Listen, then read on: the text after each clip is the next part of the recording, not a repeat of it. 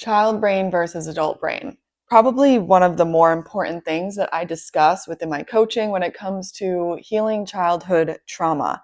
And when we break this down, you're really going to understand the difference between being stuck in child brain and merging into an adult empowered brain. I just got a puppy and he's sleeping right here. He's a good boy. He just sneezed. Bless you. Okay. So let's talk about it. Healing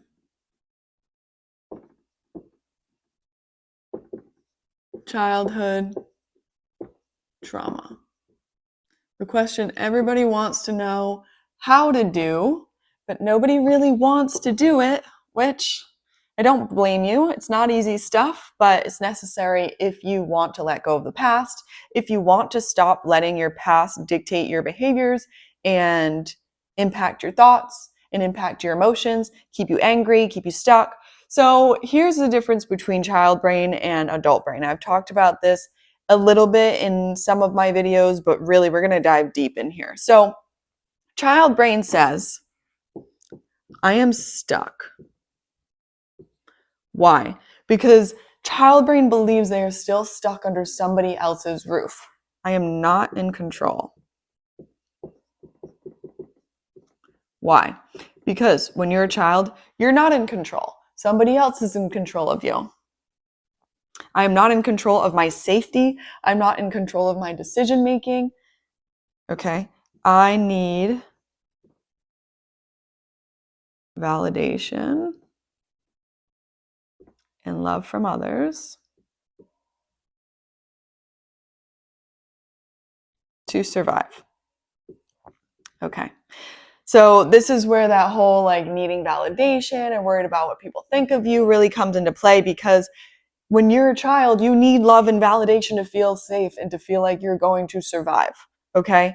And because those are the people that feed you. I'm thinking about it right now. I just got a puppy and he relies on me to feed him, to treat him with kindness, to love on him. He knows if I love him, I will feed him and I will treat him good. I will give him shelter. So you have to think about it in any child's case. Growing up, if you don't trust your caregiver, you're going to struggle with some trauma.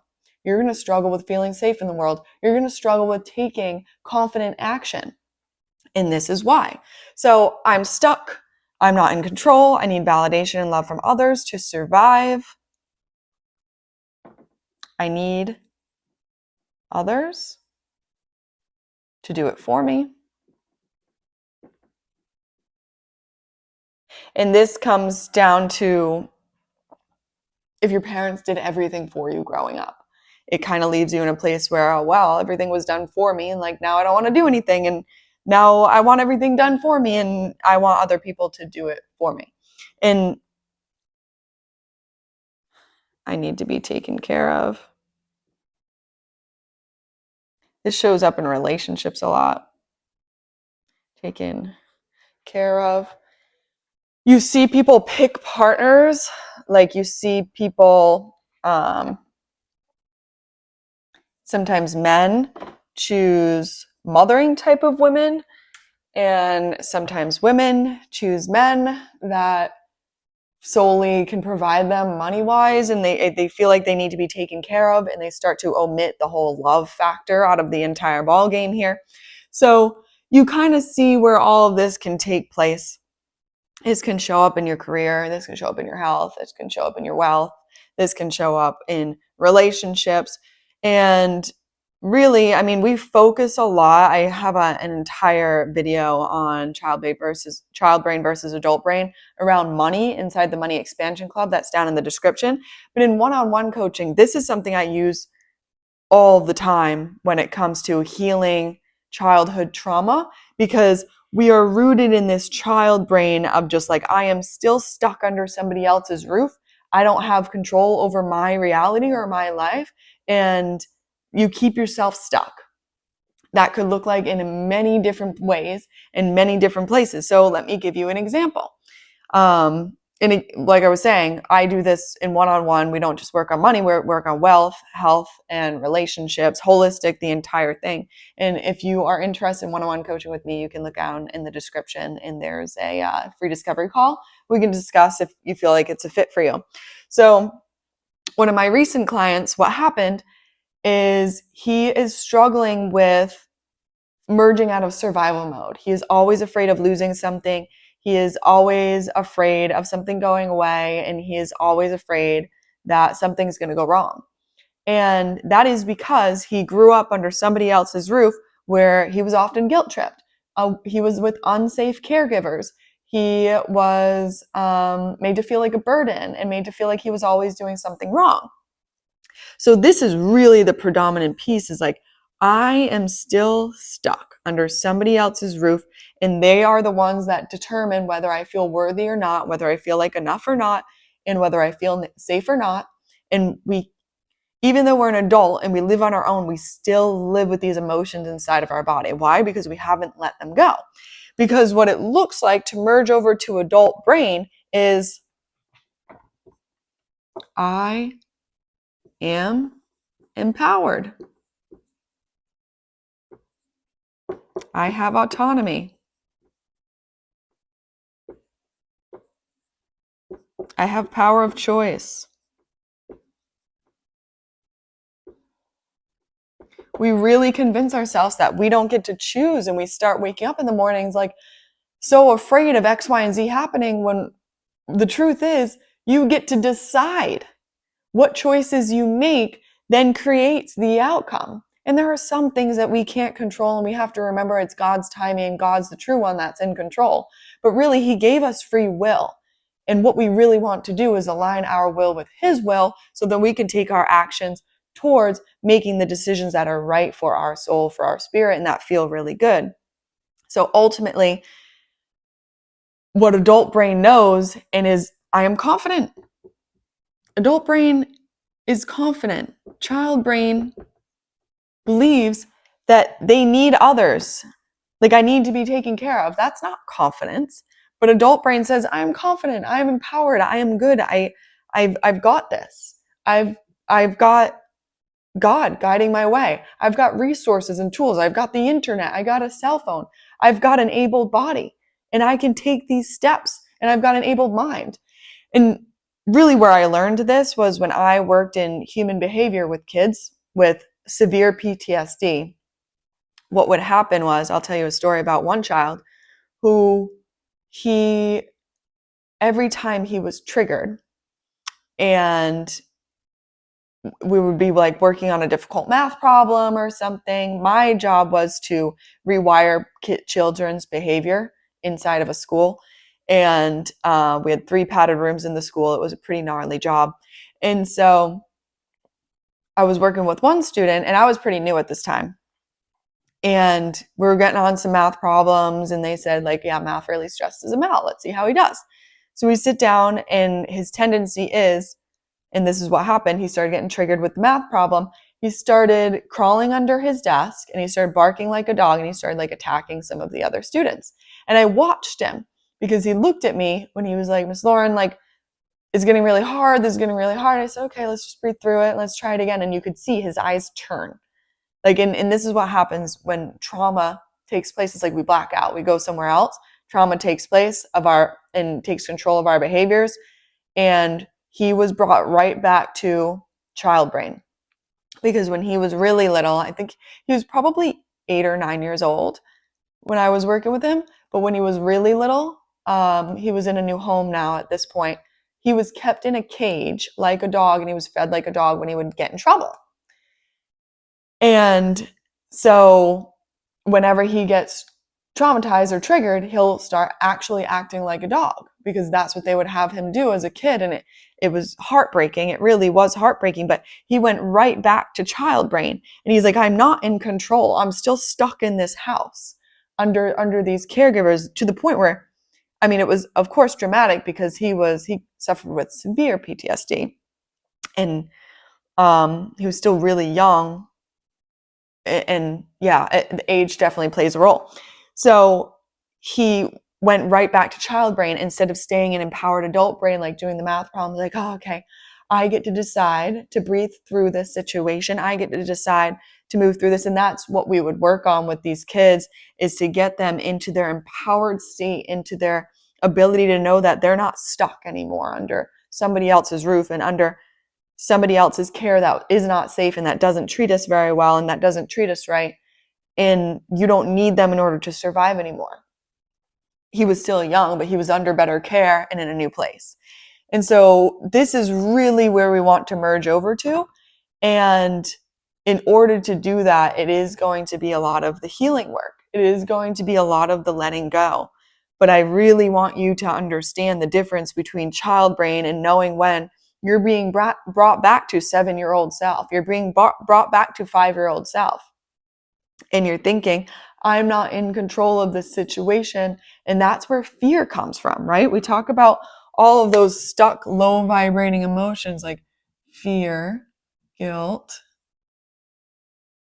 I don't even know, shame, grief, even apathy, right? Being numb, fear. Oh, I already wrote that. Anxiety.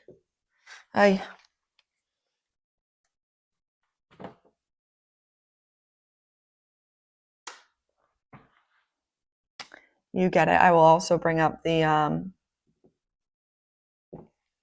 map of consciousness so you can take a look at more of the emotions here. First is feeling like you're in peace, acceptance, courage, love, joy. Okay, emotions like that. So we really want to recognize the difference between child brain and adult brain, because it just gives you a lot of power over your circumstances. And it's just one of the things that I utilize as a coach whenever I'm working with individuals who are trying to be more successful, or who are, in this client's case that I was talking about earlier, he's already really successful, but he's constantly afraid it's going to go away, or that he's going to mess it up, or he's going to do something wrong, because he grew up in an environment where he was constantly being told he was doing something wrong or being guilt tripped constantly. And he still felt like he was still stuck there mentally and emotionally. So what do we have to do? This is what we have to do. We have to heal. It's not easy. And these steps might take a while. I really gauge the client and who they are, where they're at, and what they can handle at the time. But odds are, if you grew up in an unsafe environment or a difficult environment, you may struggle with things like ADHD, addiction to chaos, or even addiction to that suffering, or just feeling like you're always all over the place all the time and you're scatterbrained. These are all side effects of trauma. This is all because of trauma, whether it's generational trauma or trauma that you grew up in. Your mind's all over the place. So really what we have to do is heal.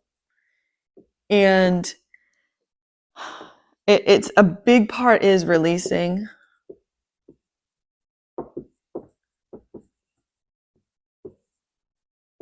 the addiction to chaos and suffering.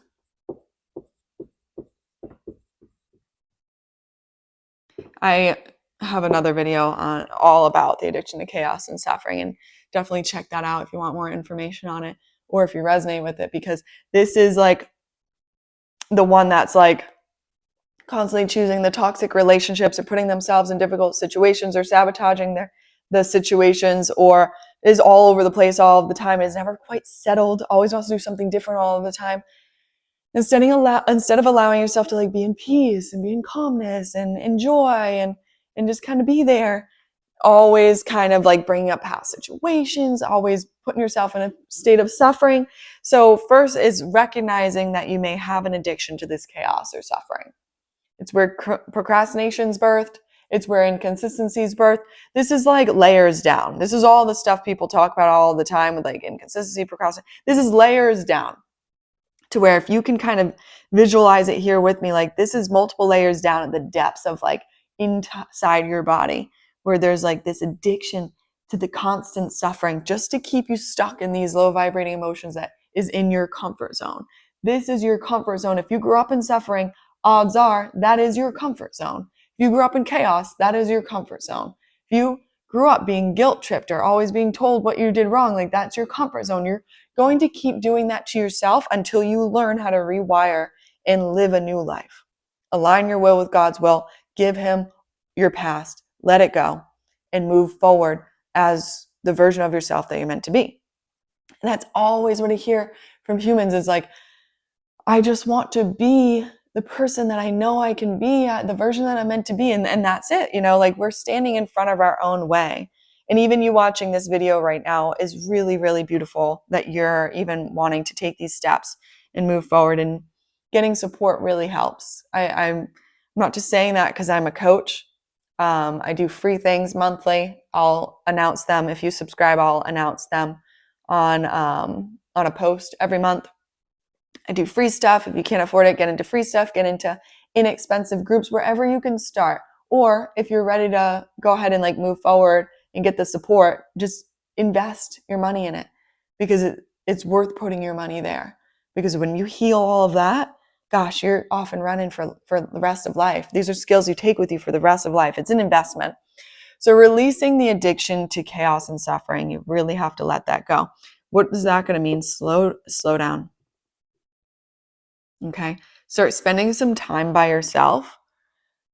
Mine was like eating and brushing my teeth. I used to do it so fast so I could go back to work. It's just like it was like always a fire to put out. Like there's a constant fire, which is like, no, there's not at all. There's no fire. Everything's okay. I am so safe. But I grew up like that, right? And so slowing down was really difficult for me to do, to really just take a breath in between my calls, and take a breath in between like my bites in my meal. And like even when I work with clients, first thing I'll usually do is try to slow them down. So I say, okay, what do you drink? You drink coffee or tea in the mornings? And they're like, oh yeah, coffee. I said, okay, I want you to intentionally like watch that coffee like move down into your body, and just be really grateful for it, and like feel the warmth in your body and drop in your stomach, and then take another sip, and then go for a nice light walk. When you're slowing down, I like to do minimal things that will impact your emotions. Meaning, I don't want you to listen to music because it gets emotions moving. And what we really want to do is we want to uncover what the trapped emotions are.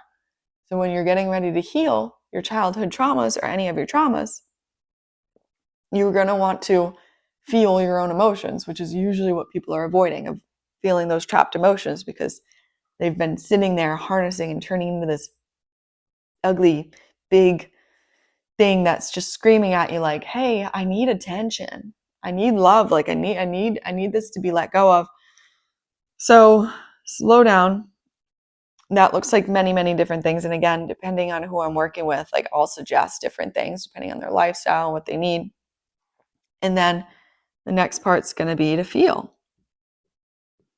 Usually when clients get a little deeper and deeper and they start slowing down, they start to feel some emotions. And then this is usually the point where expansion starts to happen, first of all, which means you're leaving your comfort zone. So here we go. This is your current capacity, is what I call it, your comfort zone. If you're trying to go from here to out here, right? You're trying to expand. Then that means during this part, when you're starting to feel your emotions, you're going to get a little shaken up, because the stretching sensation from your current capacity to the growth it is that you're looking to get to is uncomfortable. Growth is found in the discomfort. It is not comfortable to go there. So you do need to feel your emotions and start to feel what's going on inside here. For me, this looked like raging out. I had some serious anger I had to just feel. I had to scream in my car. I had to put on the emo screamo music. I had to punch the pillow. I had to cry a lot. I took a towel and I just scrunched it and just like screamed into it. And that's what you do. You just feel for the times that you didn't, because what happens when you do that is that To use me, for example, 7-year-old Lauren finally gets the attention that she deserves from me, from adult me. Because if your parents didn't know how to parent you, it's okay, because you're an adult now, and God knows they may have done the best they could or whatever the circumstance may be. But playing the blame game or adding that extra layer of anger towards your parents or your caregivers or the people that have done it to you just adds an extra layer, right? When you can skip right over to, instead of wishing your parents could be the parent you wanted them to and constantly trying to get your ex-boyfriend to be the boyfriend you wanted him to be, or the ex or your caregivers to be the parents that you needed them to be, you could go ahead and you can do that for yourself in collaboration with God. We are not meant to do this alone. I'm a true believer that we are not meant to do this life alone, and we are human beings that tend to attach to all sorts of different things in the world because we're meant to be attached to something, and we're meant to be attached to God. And if we don't attach to God, we become these lost souls, and we're latching on to all these different things. We're latching on to a relationship to get the love that only God can give us. We're latching on to success to go find the accomplishment and feel worthy, when God gives us that. And God gives us all the abilities to do these things. And so you see this, and so you want to learn how to parent that 7-year-old version of yourself. What does that mean? That means you've got to go back to the origin story. You've got to go back and ask for God's guidance, ask for strength. And he'll bring you right back there, and he'll be right there with you. And you go and you sit with that little 7-year-old self, and you feel the emotions that you didn't get to feel. And you sit and you say, I'm sorry. I'm here for you now. Feel it, let it go. And you'll cry and you'll sob and you'll weep and you might scream and you might shake and you might, whatever happens. I can't tell you the darkness I had to face. It wasn't fun. But I tell you, I wouldn't trade it for the world. I'd do it again if it brought me here. I would do it again. And that's what you need to do. Whatever age it is, little child brain has been acting from or has been behaving from in a state of survival and fear and constantly acting out of fear and apathy and grief and shame and guilt. We've got to go feel that, and we've got to let it go.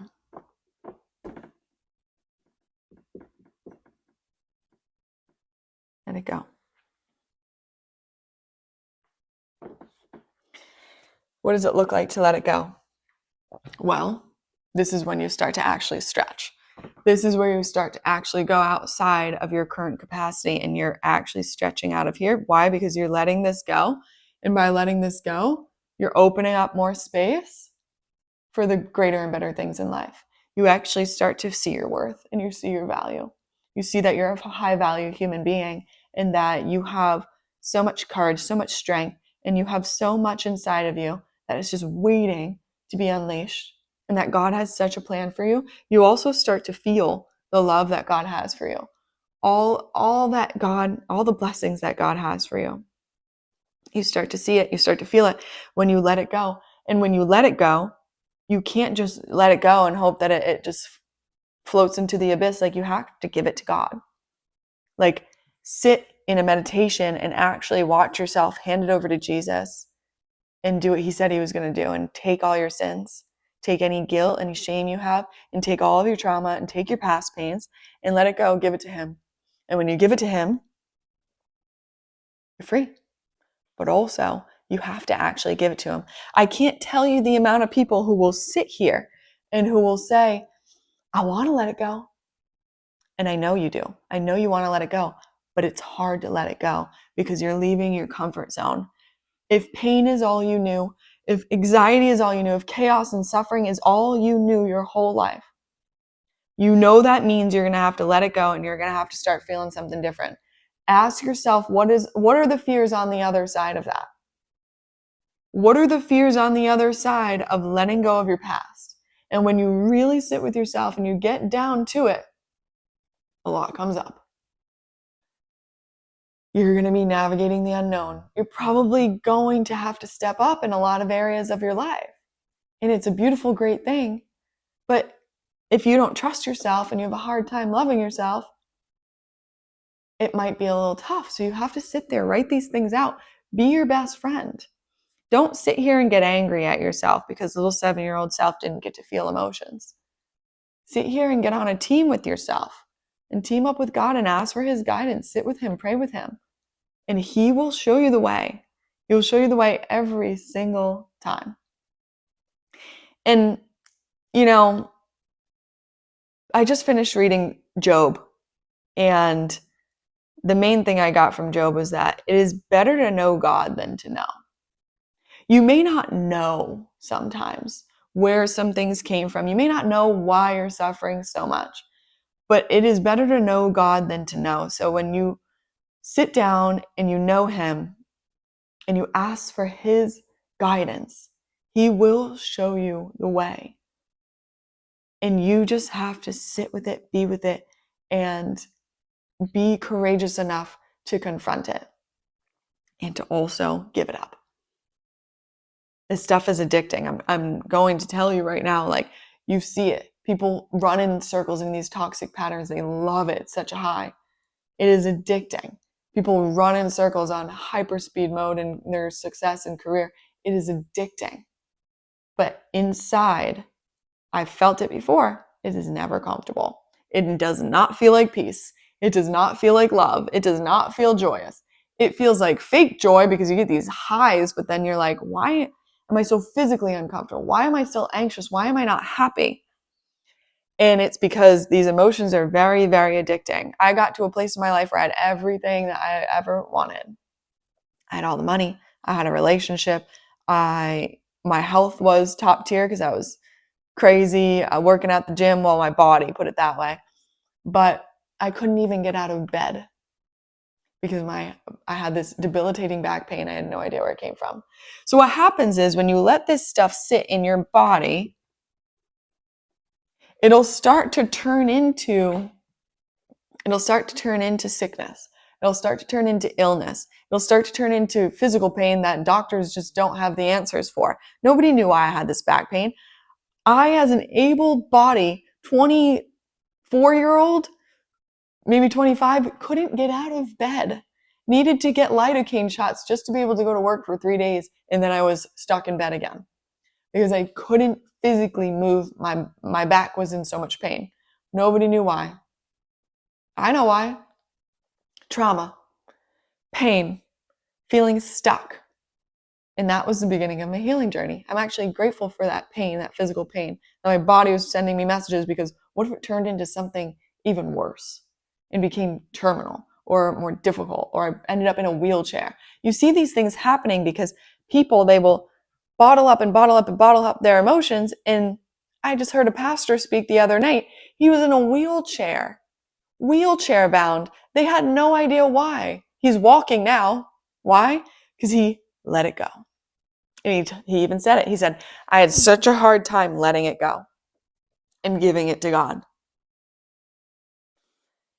And when you let it go, it really is such a shift. It brings you to a place you never ever knew could be possible. So let it go. Give it to God. Let me write that here. Give it to God. Okay. Now, I also want to talk about parenting yourself. Okay? Because how you treat yourself is really important. Really, really important, because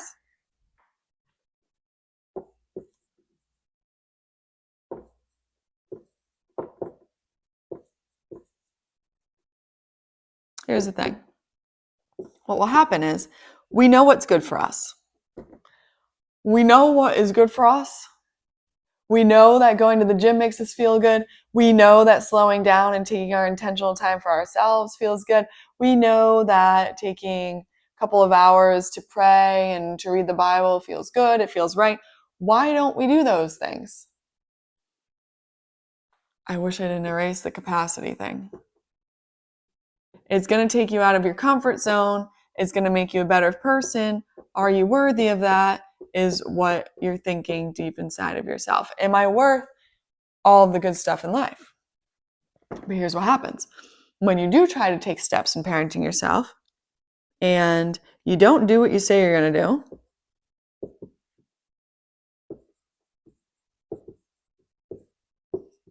what happens? What happens when your friend or your partner or someone you love and care about tells you they're going to do something for you or says they're going to be there for you and they don't do it?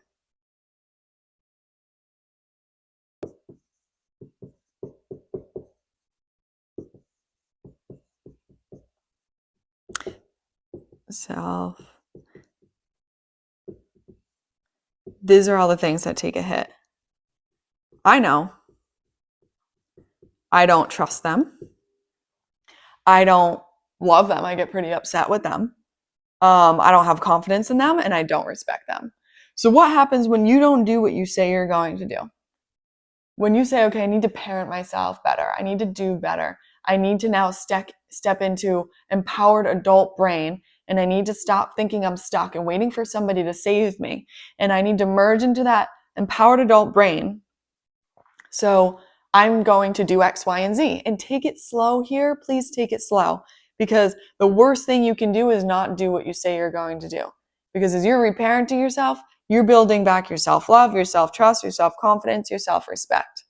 In the relationship that you have with yourself, with Holy Spirit, and everything that's going on inside of you, this inner game, this inner world that we have is the most important because it's not an outer game. This is an inner game, not an outer game. And so for you to understand that is going to be imperative because that is the only thing that matters, and it is exactly what creates our reality. The people that we're around, the things that we do, how we show up, it creates our entire reality. And so, and not in the woo-woo way, in the way where the beliefs that you have about yourself impact your mindset and they impact your behaviors. Your behaviors create your choices and what you choose to be in your world. So that's why it's so important you align your will with God's will. That's so important that you get connected with God and utilize His guidance because He knows exactly where you need to go. That's why it's important you get connected to Holy Spirit, that inner voice, and you are guided by that. But you cannot, it's really hard to get that deep with that inner voice without doing the healing work. But now that we've moved through the healing work, we're going to start talking about doing what it is that you say you're going to do and taking those baby steps and listening to that inner voice. If you try to go too far too fast, you're going to crash and burn. So we got to take little baby steps here. And so if you're currently in a place where you're going to the gym only once a week, or maybe not at all, then you might want to just try going once a week for the next 3 or 4 weeks. Great, I was consistent at that. That's a win. Check mark. Let's go twice a week for the next couple of weeks. Let's go 3 times a week. Let's build it up to whatever our goal might be, whatever it is that you feel that your body needs. And then you build self-love, you build self-trust, you build self-confidence, and maybe your body doesn't get the results as quickly as you want it to, but these inner strengths and this inner work that you're doing is way more important because patience is important here. The growth and the expansion. If you go too fast too soon, you will flop, you will crash, you will burn. What will that cause? That will just cause this disappointment and this discouragement in yourself, the opposite of self-love, self-trust, self-confidence, self-respect. We're really trying to go in this direction towards peace, acceptance, courage, love, joy. And in order to get there, we're going to have to be good, loving, kind to ourselves. So we really have to ask ourselves the decisions that we make on a day-to-day, are they kind and loving to ourselves? And this may be tough depending on the type of reality that you grew up in and what is deemed as normal. But as an adult, you can do research and again, get really quiet and silent with yourself. So maybe you say that you want to meditate for just 10 minutes a day and you want to pray and meditate with God and have that sitting time with God. It's going to be important so that you can get in touch with that inner voice and help it guide you in your direction. So that's really what I want to say, because every single time you don't do what you say you're going to do, you just sent your brain a message I don't love myself. I don't trust myself. I'm not confident in myself, and I don't respect myself. So your actions will always give your brain a message. So you need to really check out your choices and your actions and what it is that you do on a day to day, because every single thing you do sends your brain a message as to how you think and feel about yourself. Every place that you put your time and your energy is an investment in yourself, in your mindset, in your belief system. So we really have to start thinking about that, because we do it with money all the time. Just invested in crypto. It's doing great. I'm so excited about it. But just because I invest in something that was smart in the outside, like I have to do that on the inside too. Invested in properties, I put my money there and I watched it grow, right? Because I made conscious decisions with my money and it grew in the right places in the right ways. So you want to do the same thing with your personal actions for yourself. Are you eating healthy meals? Are you doing your daily practices? Are you spending time in nature and spending time with God? Who are you hanging out with? All of these things will affect your mind, your body, your spirit. We are made up of all three, and we must constantly check in with all three. That's the last piece I want to talk about.